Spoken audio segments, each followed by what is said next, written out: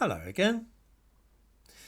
During the Black Lives Matter disturbances 2 years ago, we all learnt that there were various statues of wealthy and important people from this country's history who had connections with the slave trade.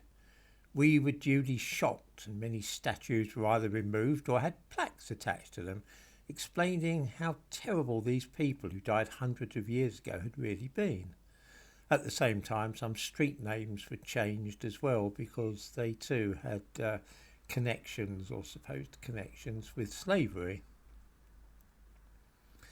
The problem for those promoting this business was that most of us do not come from families which grew rich on the proceeds of the transatlantic slave trade, and so we could afford to struggle of this off as though nothing to do with us.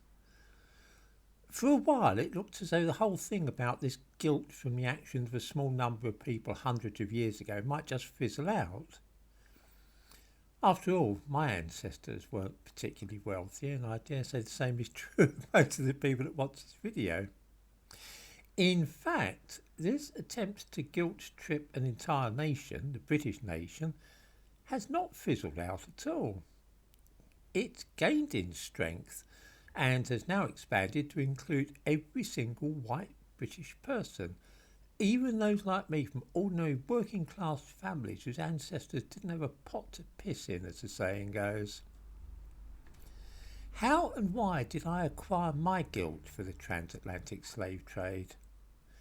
Well, it goes like this. During the late 18th century, sugar stopped being a luxury for the rich and became something which ordinary people could afford to have in their tea. This was a direct result of the slavery in the Caribbean, where all that sugar was grown, and so all our ancestors benefited from this. Then too, those inventions like the spinning jenny, which we remember learning about at school and we were all so proud of, the things which were an integral part of the Industrial Revolution and made possible factories and so on, were used to weave cotton. Where did that cotton come from? Why, slave plantations in the United States, of course. In fact, our country's prosperity, it is claimed, everything which has made Britain a rich, well-developed country was all founded upon those things from the Industrial Revolution, which were themselves dependent upon the proceeds of slavery. So we are all guilty of profiting by slavery. Otherwise our country would be about as poor as the Central African Republic.